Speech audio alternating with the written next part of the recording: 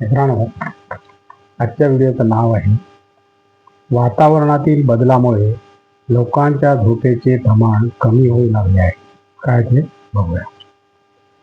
अमेरिकेतील संस्थेने जगभरातील 1338 शहरात सर्वेक्षण केले. त्यातील 160 शहरे ही भारतातील आहेत. उकाड्यामुळे भारतीयांची वर्षभरातील झोप 93 तासाने घटली आहे. काय ते बघूया. जगभरात लोक हवामान बदलामुळे आपली झोप गमावत आहेत. हवामान बदलाविषयीच्या चिंतेपेक्षा वाढते तापमान आणि उकाड्याच्या रात्रीच अधिक काळ जागे राहावे लागते. हवामान विज्ञानाचे विश्लेषण करणाऱ्या क्लायमेट सेंट्रल या अमेरिकेतील एका ना नफा तत्वावर चालणाऱ्या संस्थेच्या नवीन संशोधनानुसार वाढत्या तापमानामुळे गेल्या 5 वर्षात जगभरातील प्रत्येक रात्रीची सरासरी 56 तास किंवा 7 रात्रीची झोप कमी झाली आहे. बापरे. त्यापैकी सुमारे 6 तास किंवा 10% थोडी अधिक झोप कमी होण्यामागे हवामान झालेली तापमान वाढ हे थेट कारण असल्याचे दिसून आले आहे. मध्य पूर्वेतील शहरामध्ये रात्रीच्या वेळी असलेल्या उच्च तापमानामुळे वर्षाकाठी 55 ते 87 तास झोप कमी झाल्याचे दिसून आले. यापैकी 8 ते 9 तास झोप कमी होण्यामागे थेट हवामान बदल हे कारण होते. हरितगृह वायूंच्या उत्सर्जनात होणाऱ्या वाढीमुळे निर्माण होणारा हवामान बदल हे रात्रीच्या तापमान वाढ होण्यामागे एक कारण आहे.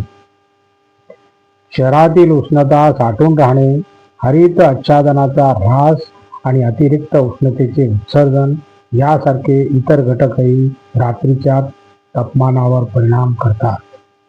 बापरे.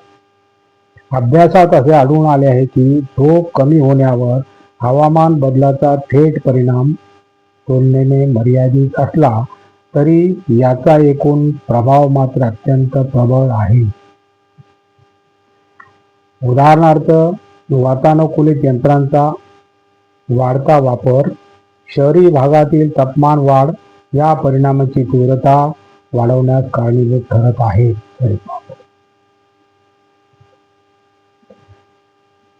त्याचवेळी वाढत्या तापमानामुळे एसीचा वापरही वाढत आहे.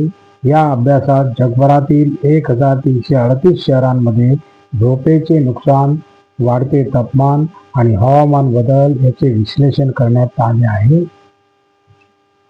या अभ्यासात भारतातील 107 शहरांचा समावेश आहे. यातून असे दिसून येते की 1970च्या दरम्यान सुरुवातीपासून विश्लेषण केलेल्या जवळपास प्रत्येक शहरात हवामान बदलाशी संबंधित झोपेच्या नुकसानीचे प्रमाण किमान दुप्पट झाले आहे. त्यापैकी 840 शहरांमध्ये ते किमान तिप्पट झाले आहे.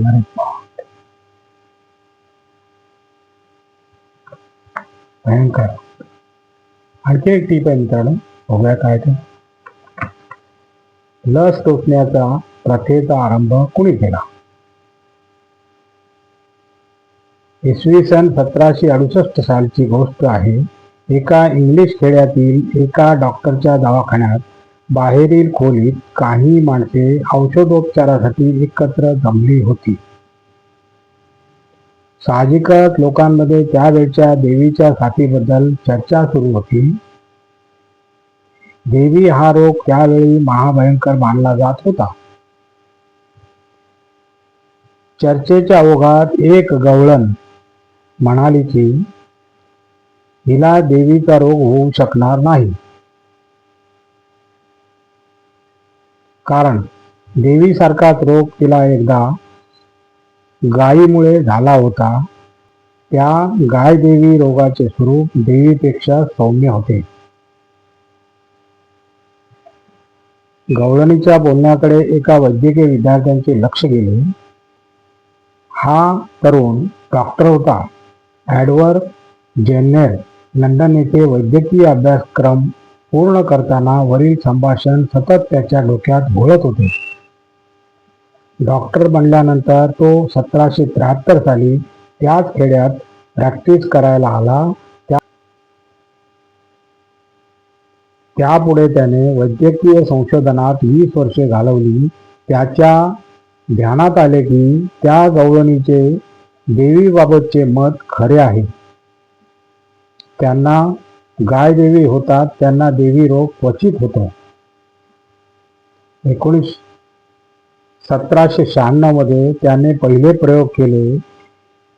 भावी काळात देवी रोगाची साथ पसरू नये म्हणून त्याने लोकांना गायदेवीच्या लसीचे सौम्य डोस दिले. शेवटी 1798 साली त्याची खरी कसोटीची वेळ आली. ज्या 4 मुलांना गायदेवीची लस प्रथम टोचली होती त्या 4 मुलांना आता त्याने देवीची लस टोचली. आनंदाची गोष्ट म्हणजे त्यापैकी एकाही मुलाला देवी रोगाची बाधा झाली नाही. रोग प्रतिबंधक लस टोचण्यास तेव्हापासून आरंभ झाला. अरे वा. तर देवी रोगाचे सबंध जगातून समूळ उच्चाटन झाले आहे. अरे वा. आणि अशा प्रकारे मित्रांनो आजचा आपला व्हिडिओ संपलेला आहे. आणि तुम्हाला जर माझा व्हिडिओ आवडला तर लाईक करा, शेअर करा, सबस्क्राईब करा आणि कॉमेंट जरूर करा. नमस्कार. जय हिंद.